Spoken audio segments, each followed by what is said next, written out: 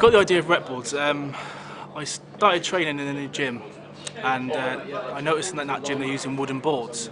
I asked one of the guys who's using them. I asked him what was why was he using wooden boards and what was the benefits, and he told me about how doing partial range of motion training in the bench press exercise can help you increase your overall strength. And by doing that, it's a way of getting over your sticking points in your lift. So, for example, if I tried to do 120 kilograms, I found I got stuck halfway through the lift, and what he suggested was practice from that point. So put 3 boards on, and then train from that point to the full lockout, and then just build up that part of my lift, which is concentrate the triceps. And I thought this was a brilliant way of training. It's not something that I had in my 10 plus years of going to gyms. I'd never come across that way of training before. And I thought, well, I'll have a go at it. So I tried using the boards, but I found that the actual boards, you need someone to hold them on your chest for you.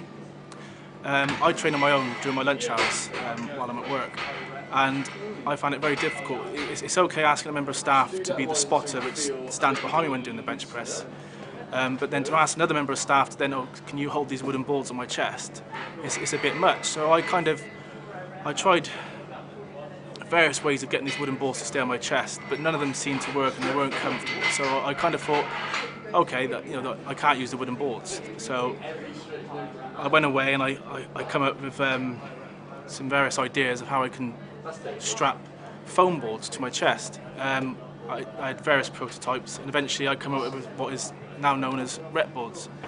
I started using these Repboards. I bought a bench for home and started using Repboards at home, and I found that my bench press went from doing, before I knew about this way of training, I could do 10 reps on 100 kilograms.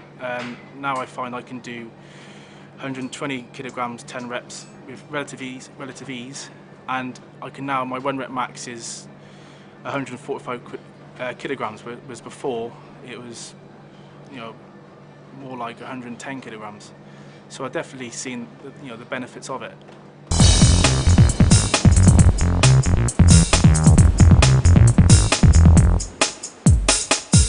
I think it appeals to a lot of people. It's a known way of training within the powerlifting world. It's been around for a fair few decades. It's a way of training I've never heard of, and I think there's a lot of people out there that if they heard about it, they would jump on board and at least try it. And once they do try it, they will see that there are benefits. So I think it's going to appeal to people in powerlifting who are aware of this way of training. But I also think it's going to appeal to just your average gym goer, someone who just likes to keep in shape, someone who just enjoys weight training, and also rugby players. That they would benefit from. For rugby training nowadays, you need good upper body strength, and this would be an excellent way of breaking through.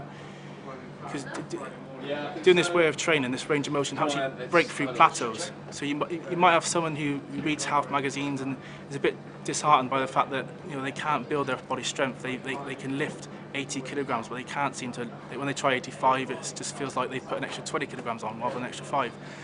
So they can't break through, and using Repboards will help them push through that by training off 4 Repboards to begin with. They probably find they can lift 90 kilograms. So already they're breaking through their plateaus, and by doing that, they're allowing their grips, their arms to get used to that weight. Even though the range of motion is reduced, it will allow their arms to get used to it, their forearms, their triceps to get used to that kind of weight.